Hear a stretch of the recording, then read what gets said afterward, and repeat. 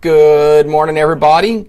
Sorry, I've been MIA for a few days. We're in New Orleans, hanging out with some friends, which I think is a perfect way to segue into today's lesson. This program is not sustainable. So somebody checked in and said that, and I agree with them 100%. Like, without a doubt, it's not sustainable. That's why it's got the word challenge in it. This is a challenge, and this is going to be true of any workout challenge or nutrition challenge. Anything that's a challenge. I mean, it's right there in the title. It is a challenge. It's not, this is the way that you should do things 365. It's a challenge. Can I do this for 6 weeks or 4 weeks or 1 week or 8 weeks?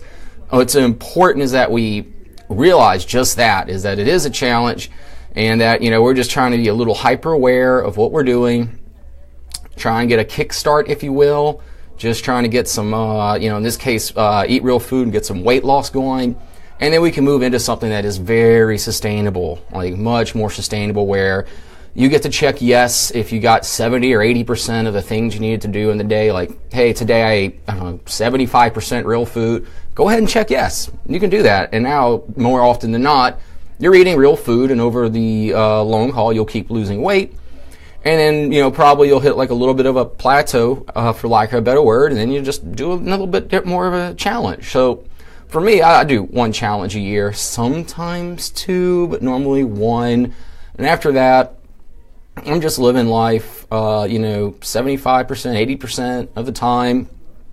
Am I eating real food? Am I getting my workouts in? I'm going to be fine, because guess what? I've been doing that 16 years. So more often than not, for over half my life, I could probably argue longer, but around 16 is when I got into health and fitness and started, replacing Coca-Colas with protein shakes, and started drinking water and avoiding pizza for the most part. But no, a challenge is not sustainable. It's never meant to be sustainable. It's just a kickstart. And I always tell people, like, the reason I like to start this off with new clients as well is it's just called giving them the fish. Sometimes folks don't want to know why a lot of these different habits, because if I just tell you to eat slow and you're not losing weight, you give up after 2 weeks. If I tell you to eat protein first, you don't start automatically losing weight, you give up after 2 weeks. If I say eat real food and all of a sudden somebody drops 5 pounds in the first week, like, holy crap, Nathan, you're a genius. Now, I realize that it's very harsh that it's this 100% commitment each day to make a yes, to check yes. And then again, it is a challenge. So anyway, if you feel like this isn't sustainable, you would be 100% correct. It never was meant to be.